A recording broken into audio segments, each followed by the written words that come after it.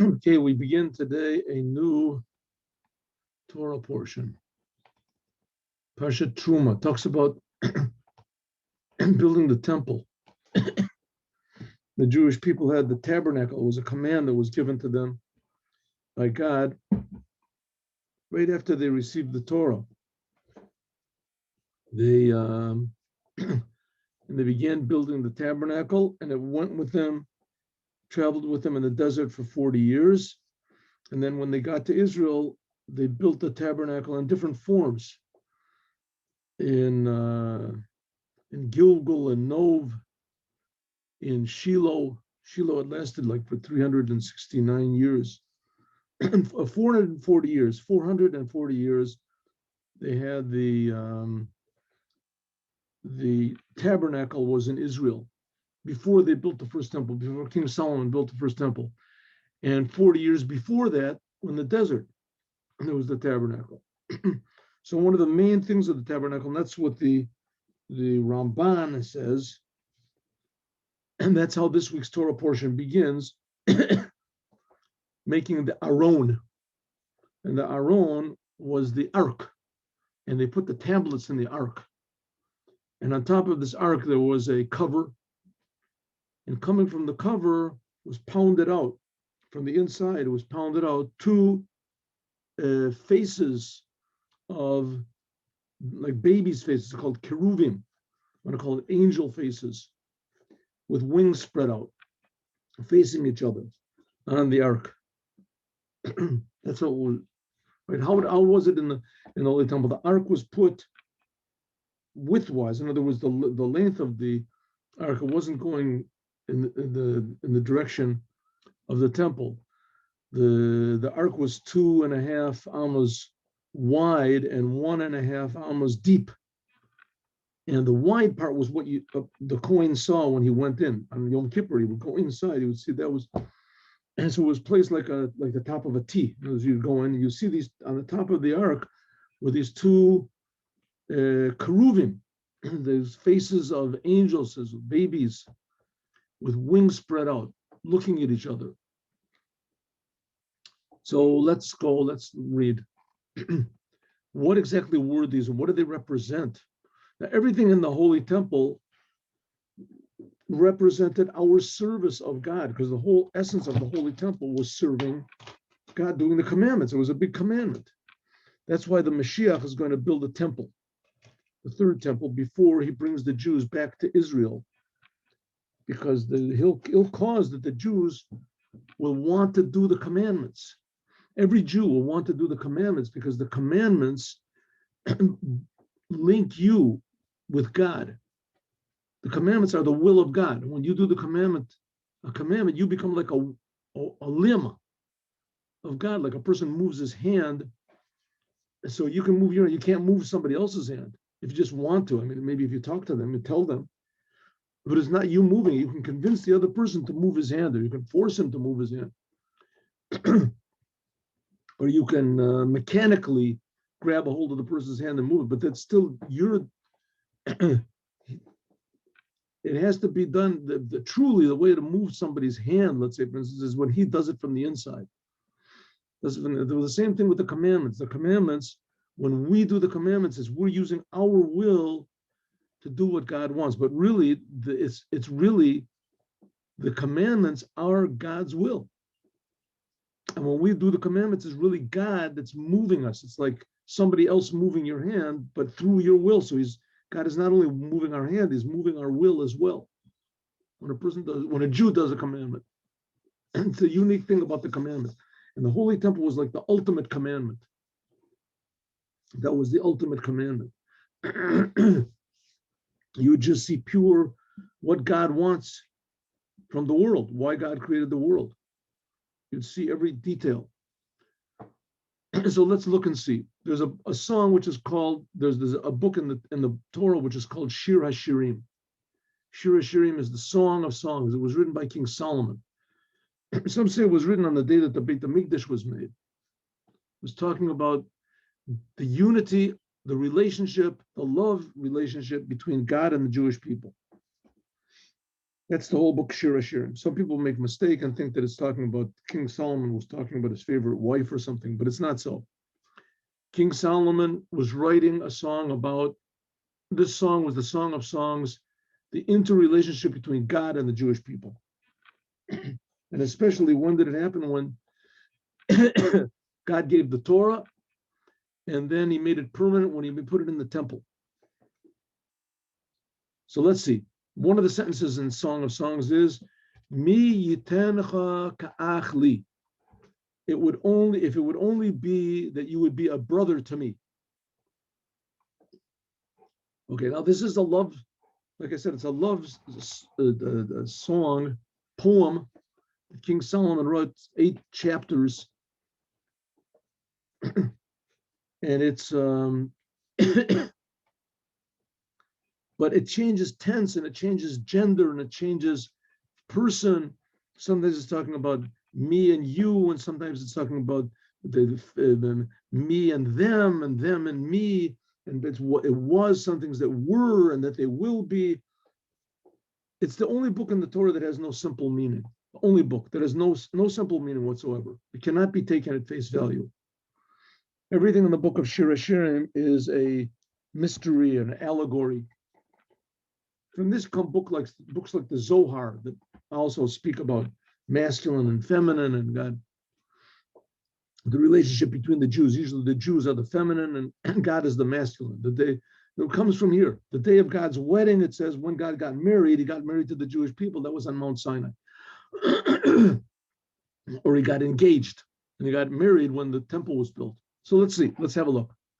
Mi yitencha ka'achli. Who would make it that you would be a brother to me? Mi yitencha. Who would give it that you would be a brother to me? Huli. This is the Jewish people talking to God. King Solomon is talking in the name of the Jewish people. King Solomon was the king of the Jewish people. He was the one that built the Holy Temple. If it would only be that you would be for a brother to me. You know, what is a brother? There's a lot of different relationships and families. One of them is a father and a son. Another one is a husband and a wife, right? A child and his father. All those, there's one superior and one, if you want to call it inferior, one giver and one receiver. One giver and one receiver. The father gives to the son. That's the way usually it is. The husband gives to the wife. That's the way the seed. The wife is like the earth. She receives the seed, like Mother Earth. But brothers are equal. Brothers are equal. They have the same mother, the same father. So that's a relationship where essentially everyone's equal. That's what King Solomon is saying. If it would only be that you would be like a brother to me. Okay, this is the request of the Jewish people, the Kodesh Baruch Hu, to God. Allah's man on the time of galut, of exile. Okay, what's the time of exile? What is not exile? Why are we in exile? So it's in the time of the Holy Temple. Haya Kayim, Beit HaMikdash Haya Kayim. In the time when the Holy Temple was Nikra Yisrael, the Jewish people are called Achim L'Makom. We are called brothers to God. Kamosh Katuv, like it says, Laman Achai V'Rayai. For the sake of my brother, my brothers and my friends, my beloveds. Chuli. The Chasiv, it says afterwards, Laman Beis Hashem Elokeinu. This is in Psalms, right? In one of the Shir Amalos.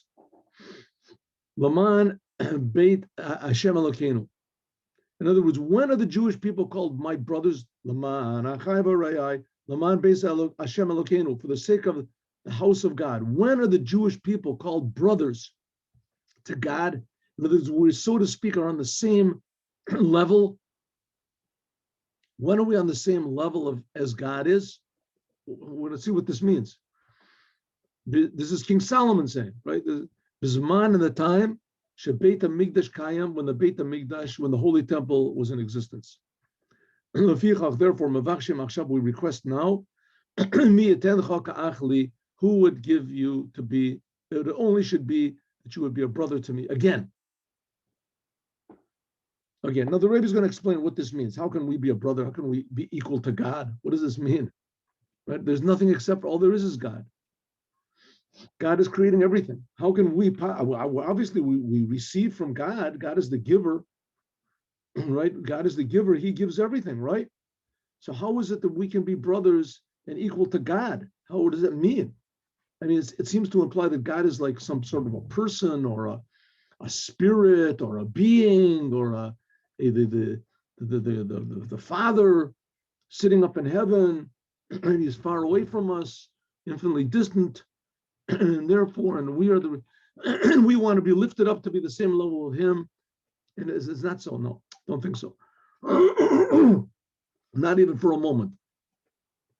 The fact that that's already getting close to idolatry. The fact of the matter is that God is not limited, and he's not sitting just up in heaven. God is much, much above, if you want to say, the heavens, and he also fills the heavens, and he fills the earth.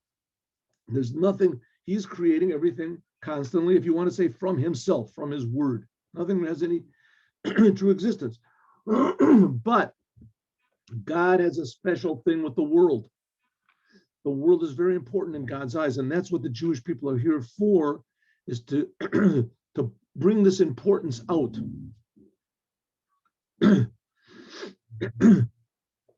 So we're going to see that in some ways that the Jewish people said they sort of do really actually exist. I mean, God is creating everybody, right? Good, we exist, but how can we be brothers? How can we be equal to God? What does that mean? That we're equal, we'll be brothers to God? We're on equal footing. What does that mean? And the explanation is like this. In these keruvim that were on the altar, in the faces of these angels that were carved out on the altar. Very bizarre, right? Bizarre. It's not supposed to be any. It's like a statue. It was statues. It was in the ark, in the holy temple, in the ark, in the holy temple, Holy of Holies. You went in there, and there were these two statues coming out of the cover of the holy temple. Let's see if I have a picture over here. I think I have a picture. I can show it to you. 1 second. It should be over here. Let's see. Do I have a picture? I don't know. Here it is. Here we go. Yeah, I don't know if you'll be able to see this. Let's see if you can see anything here.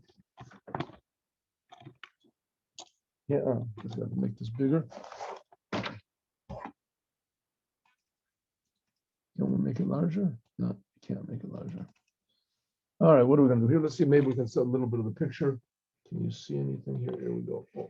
There. See, this is supposed to be the ark.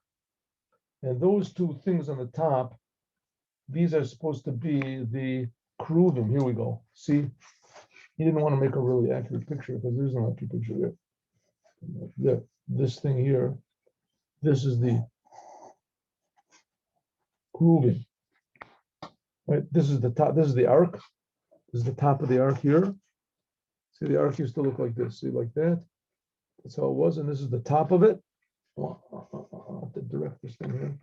There we go. That's the top of it.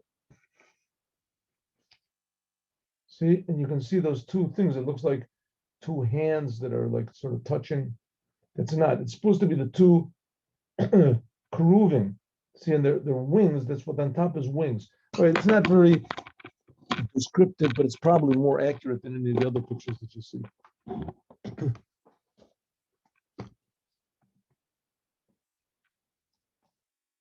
Oh, there was a way to make it bigger. I could have made it bigger. Huh?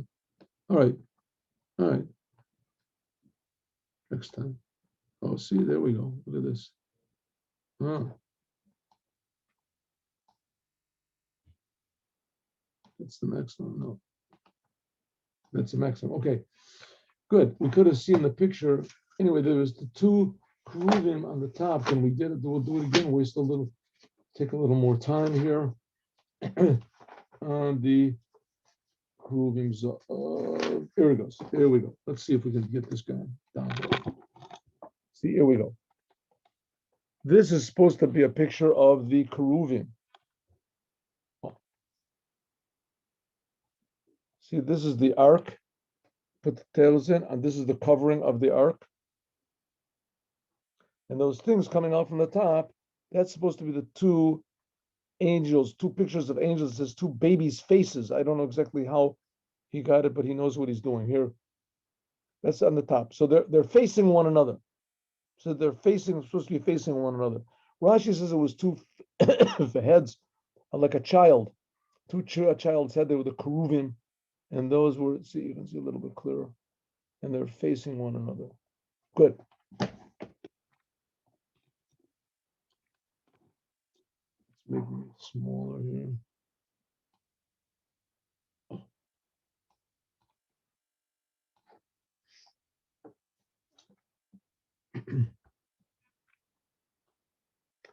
Because if it says you have to make keruvim, you have to make two cherubs, faces of angels. One is on one end of the top, the cover of the ark, and the other was on the other side. This whole idea of what is these keruvim? What are these faces of angels or faces of babies, whatever that are on, with their wings spread over? What's going on? What is that? According to what the rabbis say, Hainu Pnei Keruv. What is this face of the keruv, of this angel, this statue? Hainu Pnei Adam. Each one of these angels, they had a face of a man. Other pictures that I saw was just two human faces, just like two human heads, like babies. Just two human heads, but they're instead of arms, like their arms are stretched out, instead of arms, it's wings. And they're stretched out to one the other, like we saw there. This is really in the Holy Temple. This was in the Holy of Holies. It was in the Holy. This is the way it was supposed to have been built, right? Immediately after they received the Torah, they received this commandment. Hainu Pnei Adam Api Rab Api Zutra. It's called the face of man. It's called the big face and the small face. Oh, now we're getting into this. Hine Kasiv. It says Al Damuta Kisei. It says that on the appearance in the prophecy, the prophetic vision of Isaiah, it says that he saw on sitting on a throne, Damut Kamari Adam, an appearance that looked like a man. Okay, what did he see? What did he see in this prophetic vision? We have to understand Shahari Ein Lo Damut Aguf. What do you mean Isaiah saw the face of a man? He saw God sitting on a throne. That doesn't make any sense. God doesn't have any body. He hasn't got any form. God creates everything. He creates everything. He creates all the spiritual. He creates all these different spiritual levels that are above any possible comprehension. God himself doesn't have any comprehension. If you can't understand the things that God creates, for sure you can't understand God. There's no way we can even imagine, because God hasn't got any sort of limitation, definition, if you want to call it. We know what God does, that he creates the world, that he gave the Torah, that he took the Jews out of Egypt. But what God is totally, it makes no even sense to talk about it. It's totally incomprehensible. Right? Like I say, God creates the spiritual. God just takes a simple, basic example. God creates the sun, right? There's the sun up in the sky. Well, God is creating that every second, right? God is creating the sun is very hot. The sun is also very big, right? It's very big. Imagine infinite hot, infinite big. Can you imagine that? Impossible to imagine. Well, that if you could imagine such a thing, that's only a creation of God. That's only a creation. That's not God himself, right? God himself. In fact, that's not even God himself. That's just like the spiritual level. This is talking about a physical sun. The spiritual world says that each angel is supposed to be 1/3 as big as the universe, or some people say 3 times as big as. We're talking about things that we have no comprehension of whatsoever. It's impossible to comprehend, but they exist, and they're talked about and spoken about in the Torah. And we're going to see in this that's how we become a brother, that we are more important than all of these things to God, than all the angels and the levels and the fire with the sun. What does it mean? So God hasn't got a body. What does it mean that Isaiah saw the appearance of God sitting on the throne. God doesn't have any appearance. God doesn't have. What's going on? What did Isaiah see? It's the same thing on the throne, on the top of the cover of the ark. But what was in the ark was the two tablets that Moses received. That was in the Holy of Holies. What are these two faces doing in there? And what does it mean? It says, okay, let's understand what it means, the image of God. The Torah is called man. This is the Torah of man. This is the law of man. The Torah is called man. Because even it says Zot Torah Adam. This is the Torah of man. What does it mean that the Torah is called man, human? What does it mean, man? All the rabbis say, Kol Torah Kula, the whole entire Torah, Shemotav Shel HaKadosh Baruch Hu. It's all the names of God.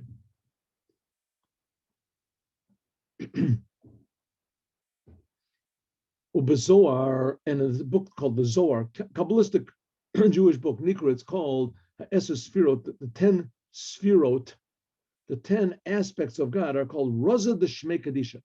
It's called the secret of God's holy name. Okay, so here we go. So God is not amorphous. God is not just this big, indescribable, what do you call it?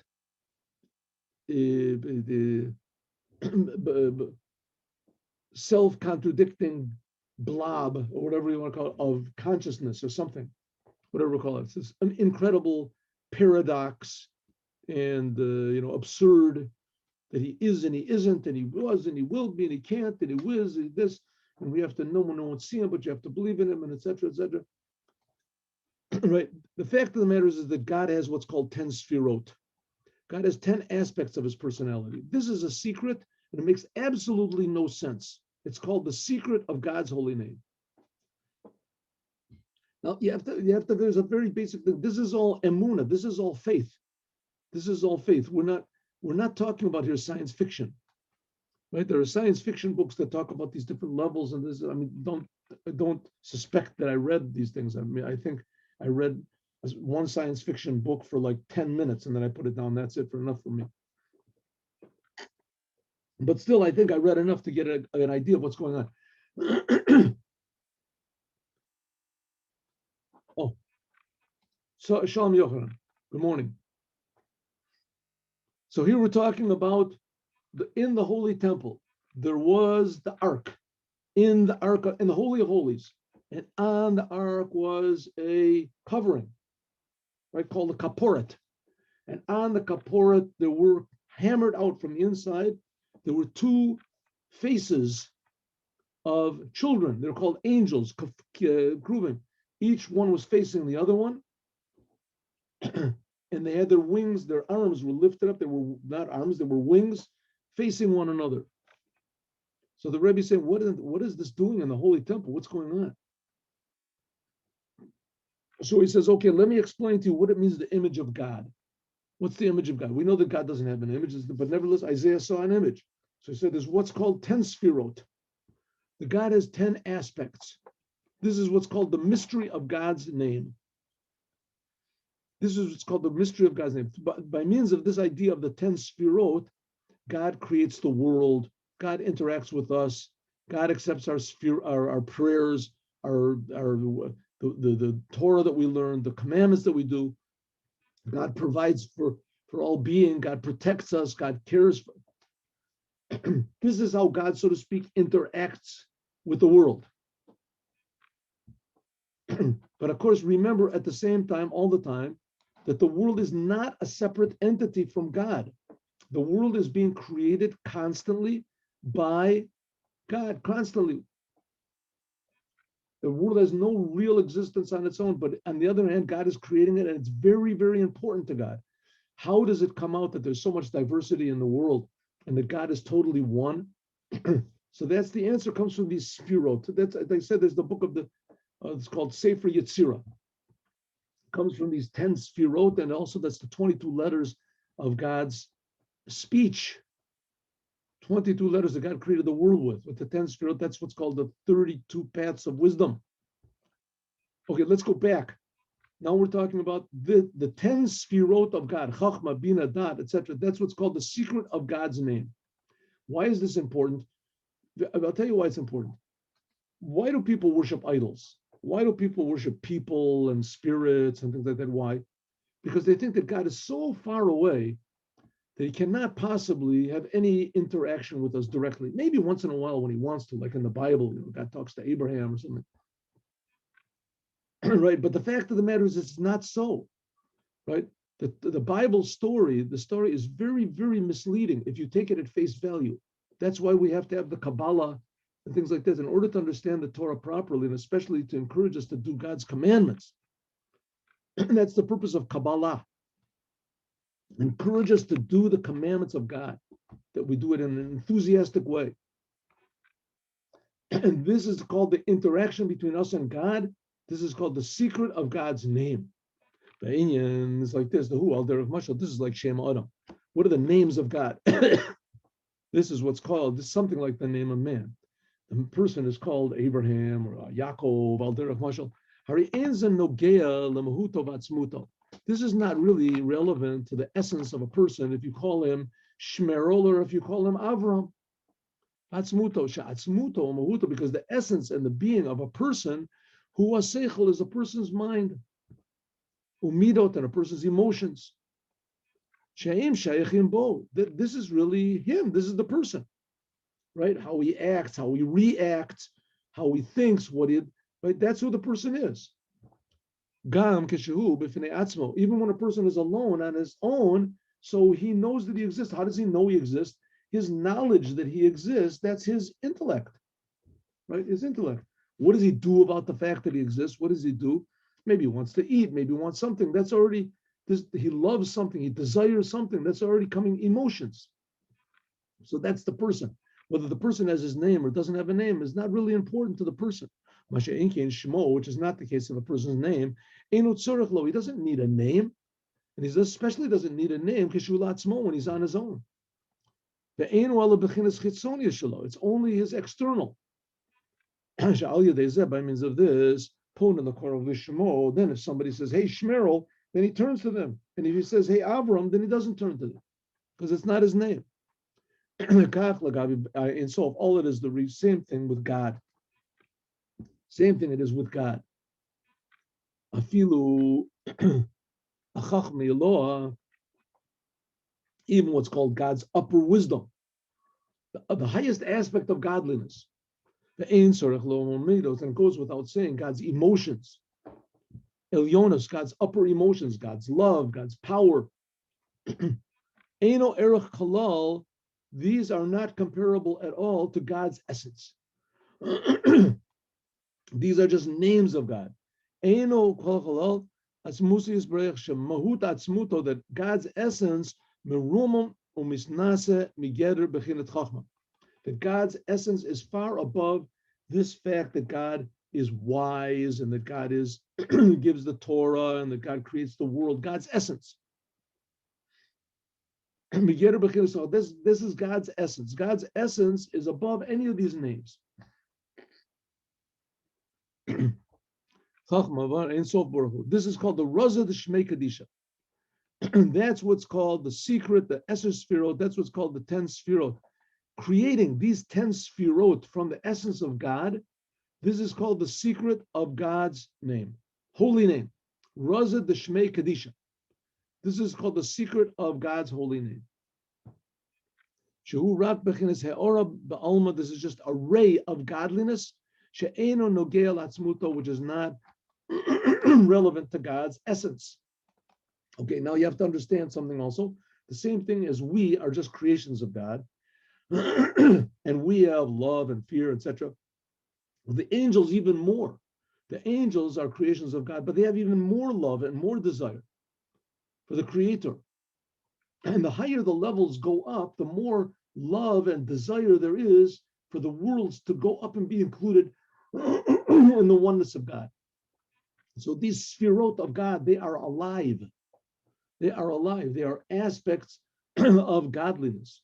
Right? Just like a person doesn't want to lose his hand or his eye, certainly a person doesn't want to lose his ability to love our ability to think, our ability to understand, these things are one with us. How much more so? So it is also the emotions and the intellect, etc., of God. But nevertheless, compared to God's essence, you can see the same thing in a person, right? A person, what's the person? Would a person want to lose his hand? Of course not. But if you say, okay, either we'll cut off your hand or we'll kill you, or we'll do something terrible, right? Kill your children. So the person say, okay, cut off my hand. And then say, okay, what about like this? If we're going to cut off your leg, unless you agree to cut off your leg, then we're going to kill your children. You want to cut off your leg? Of course not, I don't want to, but save my children. Okay, do it. You're evil people, but I'll do it. And what about you willing to lose your life for your children? Well, okay. Now, what really becomes the essence of the person? What is really the essence of the person? His hand is not his essence. He's willing to lose that. He's willing to lose his arm. He's willing to lose this, right? What is the essence of the person? So the end of the person ends up, the essence of the person comes out to be his values, right? He values his children more than he values his life. Some people value honesty, truth. Give me liberty or give me death. Some people value more than they live. So that's the essence of the person. The essence of a person is more dear to him. He might not even know it, than his life, than his aspects, than his emotions, than his intellect. Right? Could be more essential to a person. But it's the same thing with, so to speak, with God. All these aspects of God, intellect, emotion, that's not God's essence. In order to come from God's essence, to create these 10 sfirot, that's called the secret of God's name. That's called the secret. How it is that God is one, and nevertheless he's 10, right? 10 sfirot. This is a big mystery. You can say, well, maybe God is 11, maybe 12. Says, no, that's what the book, the Sefer Yetzirah says, that God has 10 sfirot and not 9 and not 11. This makes no sense. It's a mystery. It makes no sense. The whole entire existence is a big miracle. That's what Moshiach will show us. He'll enabled us to feel. Moshiach, the idea of Moshiach is to teach the whole world to feel that every instant of life is an amazing miracle. And that's what's called the personality of God. God's kindness, God's power, God's wisdom. It says, God is in Chachma. Chachma is the highest of the 10 sfirot. This revelation of pure godliness, right, which comes from God, in order to create the spirit of pure godliness, this is the name Yud Kei Vav Kei. Like it says, Ani Avaya, Hu Shemi, I am God, this is my name. God said this to Moses on Mount Sinai. Oh, Shalom Herschel. God said, this is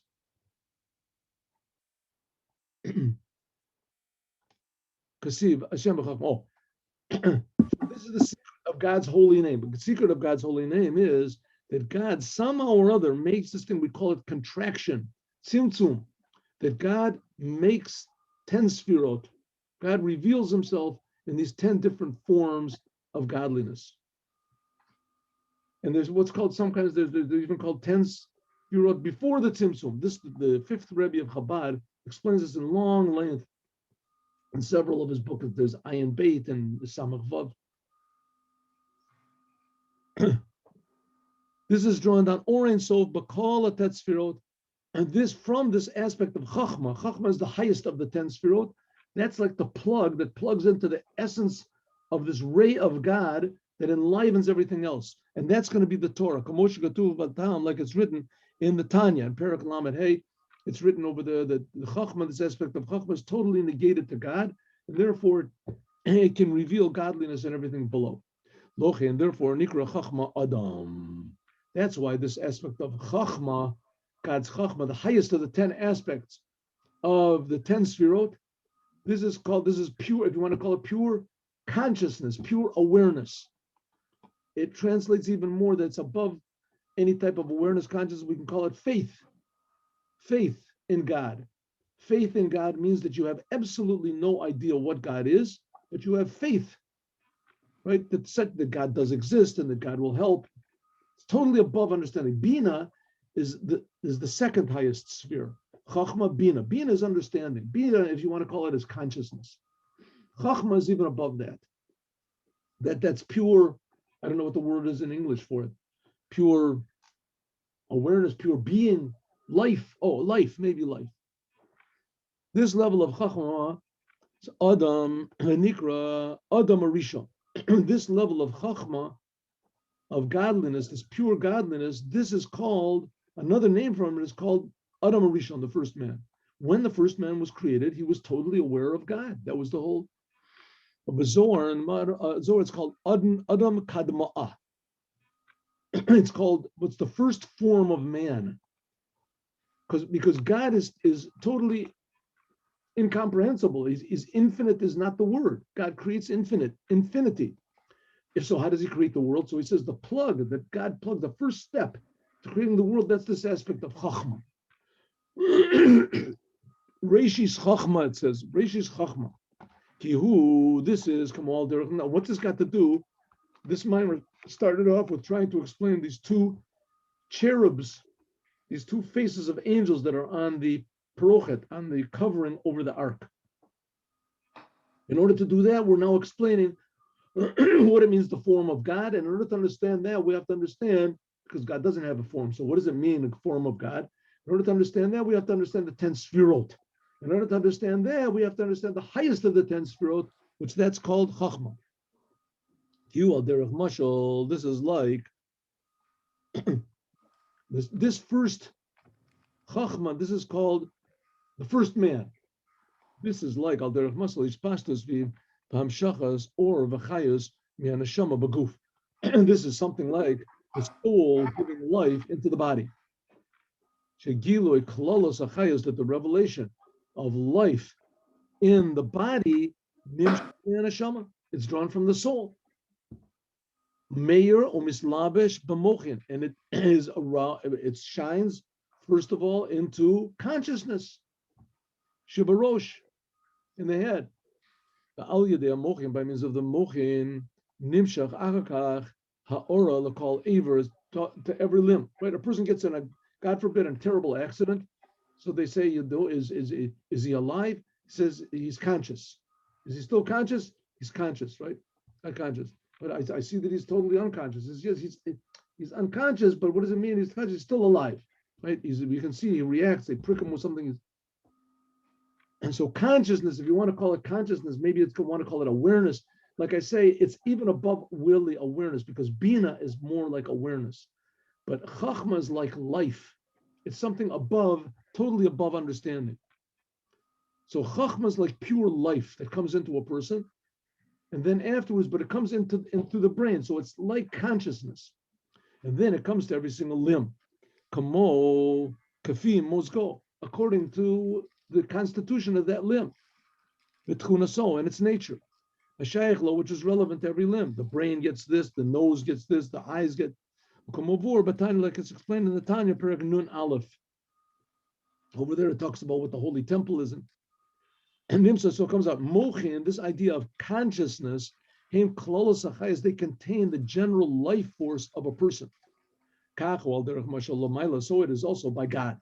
Shagile Klolos Or, and so forth, that this revelation of light from the infiniteness of God is drawn into Chachma, into this aspect of God's 10 sfirot, the highest of 10 sfirot, which is called Chachma. Just like in a person, consciousness, awareness. By means of this chachma, nimshach v'nislabesha, or this light is drawn, but call it tetzfiros, into the other 9 aspects of godliness, including God's emotions and God's love and etc. Okay, alkain. Let's just skip over this. But alkain, therefore, araisa mechachma nafka. That's the Torah. The Torah comes from God's wisdom. That's what it means when it says that the world is created by means of the Torah. Now, what is the? Now we're going to getting into the Holy Temple, because what was the essence of the Holy Temple? Was the Torah.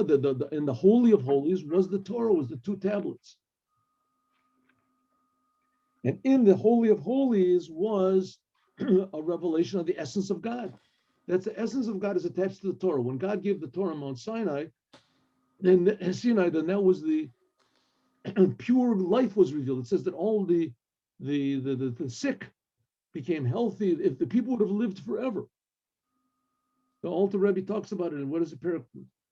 Lamed Zion, is it Lamed Zion, Lamed Vav? That this is like the raising of the dead, something like the raising of the dead on Mount Sinai. And that was connected to the Torah. That's God's chachma. That's pure life. Which is not the case when God clothes himself in what's called the emotions. Then it's called Ihu. Then it's called God and his vessels are one. At this level of chachma, there's no vessels. It's just pure godliness. Therefore, I'm sorry, I skipped down. The thing goes back up. Therefore, the Torah comes from God's wisdom. That's why it's called God's wisdom. Good. Look what it says in the Zohar, etc.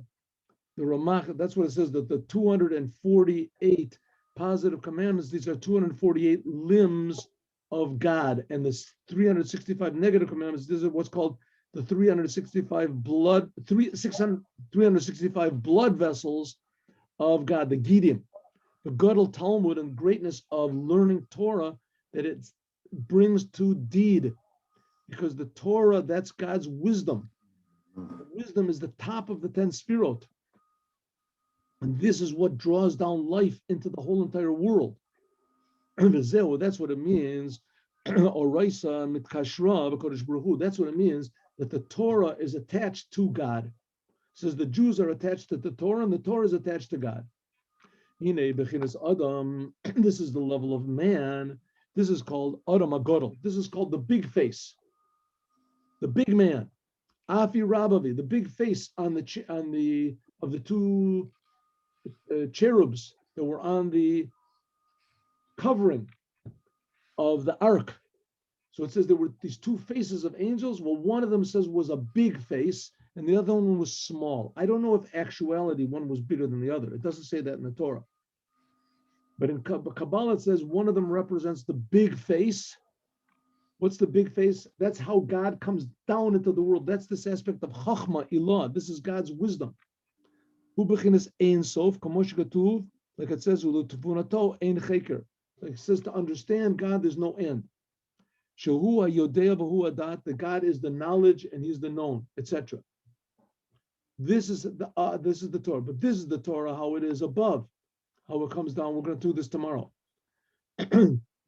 It says that what? But then God contracted the Torah and brought it down into the world. And this is what's going to be to the Jews learning the Torah, going back up. This is going to be the other cherub. This is going to be the other face, as we'll talk about more, God willing, tomorrow.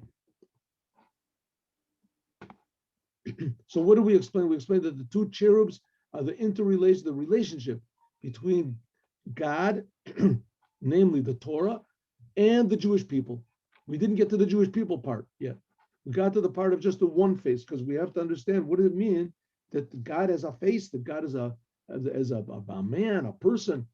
Then we can understand what these two cherubs represent. It's not, God forbid, idolatry. It's not separate from God. We're just talking about different aspects of God, how he creates the world, and the relationship between the Jewish people and Hashem. That's these two, which was going to be manifested by these two faces of the angels, as we'll talk about more, God willing, tomorrow. Now let's go to learn